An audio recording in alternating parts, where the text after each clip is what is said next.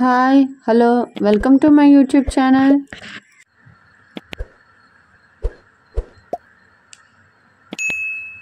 The HCF of two numbers is 12. If one number is 4 times the HCF and other is 5 times the HCF.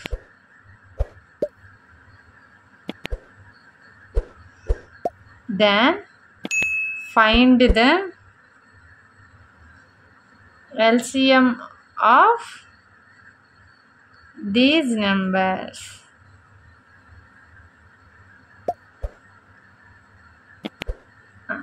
Question ఏంటి, HCF ఇచ్చారు. 2 నెంబర్స్కి HCF ఏంటి 12. ఒక number ఏంటి 4 times the హెచ్సిఎఫ్కి 4 times ఎక్కువ ఉండిద్ది. Next ఇంకొక నెంబర్ ఏంటి హెచ్సిఎఫ్కి 5 టైమ్స్ ఎక్కువ ఉండిద్ది.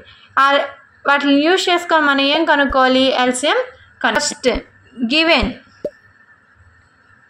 HCF is equal to 12. HCF ఎంత ఇచ్చారు 12. Next one number is 4 times the HCF. 4 times కి HCF రెట్టింపు ఉండిద్ది కదా, అంటే ఏంటి 4 into HCF. 4 into HCF ఎంత 12.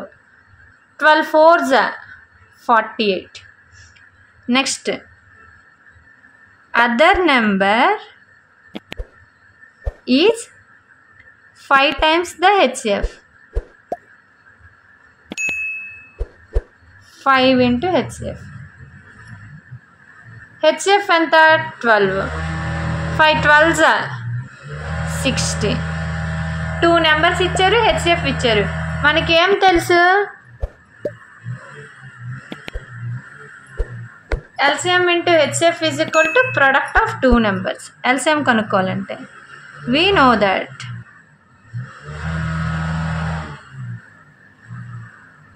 LCM into HCF is equal to product of